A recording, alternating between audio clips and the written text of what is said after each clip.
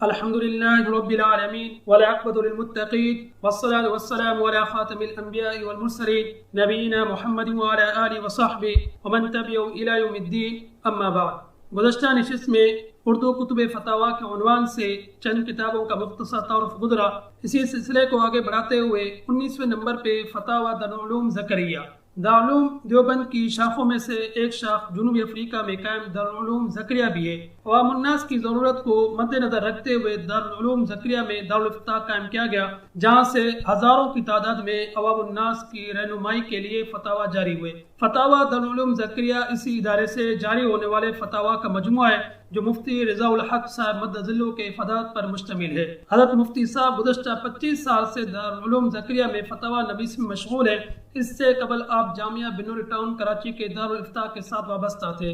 زیر نظر مجموعہ آپ کے ان فتاویٰ پر مشتمل ہے جو آپ نے دارالعلوم زکریہ میں خود لکھے، نیز وہ فتاویٰ جو آپ کے زیر نگرانی تخصص فی الفقہ والافتاء کے طلباء نے لکھے وہ بھی اس مجموعے میں شامل ہیں۔ اس فتاویٰ کے مطالعے کے دوران یہ بات ذہن نشین رہے کہ چونکہ افریقہ جیسے ملک میں لکھے گئے ہیں جہاں دینی اداروں میں ہر مسلک و مذہب کے لوگ تعلیم حاصل کرتے ہیں اور ہر مسلک و مذہب کے لوگ اپنے مسائل کے حل کے لیے دارالافتاء سے رجوع کرتے ہیں، اسی وجہ سے اس مجموعے کے اندر بھی چند ایسے فتاویٰ شامل ہے جو فقہ شافعی کے مطابق ہے، لہذا دوران مطالعہ اس بات کو خصوصاً پیش نظر رکھا جائے۔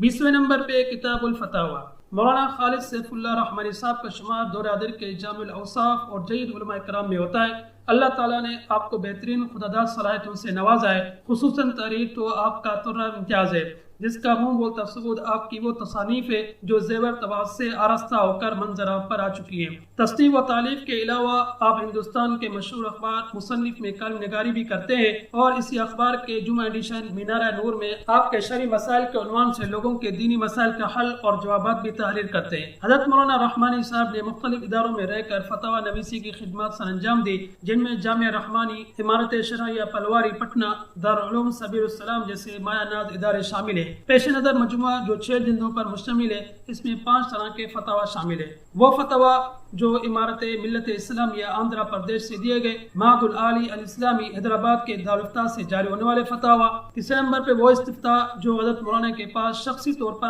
آئے اور انہیں محفوظ کر لیا گیا۔ چوتھے نمبر پہ ماہانہ افکار ملی دہلی میں لکھے جانے والے شرعی مسائل۔ 5ویں نمبر پہ روزانہ ماہ مصنف حیدرآباد کے جمعہ ایڈیشن مینارہ نور میں لکھے گئے شرعی مسائل جو 1999 تا 2005 تک جاری رہے۔ اس مجموعے میں مؤخر ذکر سلسلے کے فتاویٰ کی تعداد زیادہ ہے۔ 21ویں نمبر پہ جواب الفتاویٰ۔ عبدالسلام چٹگامی صاحب کی شخصیت تعارف کی محتاج نہیں۔ آپ ایک طویل عرصے تک جامعہ بنور ٹاؤن کراچی میں بحیثیت رئیس دارالافتاء خدمت انجام دیتے رہے اور اب اپنے آبائی وطن بنگلہ دیش کے سب سے بڑے دینی ادارے دارالعلوم معین الاسلام چٹگام میں بحیثیت استاد الحدیث اور رئیس دارالافتاء دینی خدمت سر انجام دے رہے ہیں۔ زیر نظر جواب الفتاویٰ آپ کی تحریر کردہ فتاویٰ کا مجموعہ ہے۔ ان فتاویٰ کا تعارف کراتے ہوئے Syed Anwar Shah advocate supreme court of Pakistan لکھتے ہیں، جواب الفتاویٰ میں مفتی صاحب کے صرف وہ فتاویٰ شامل ہیں جو انہوں نے پچھلے کئی سالوں میں ان مواقع اور حالات میں جاری کیے۔